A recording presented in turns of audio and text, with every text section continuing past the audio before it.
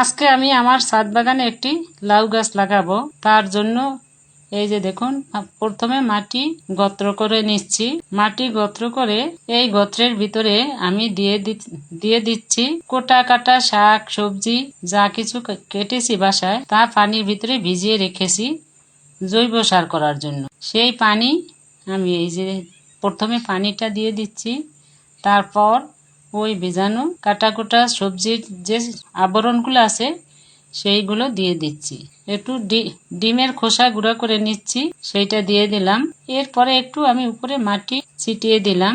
আরো কিছু সবজি কাটা ছোলা ছিল, সেইগুলো দিয়ে দিচ্ছি যাতে গাছটা আমার জোরালো হয়। তারপরে আমি এই গাছটি আমি লাগিয়ে দিচ্ছি। আমার লাউ গাছটি লাগানো কেমন হয়েছে জানাবেন।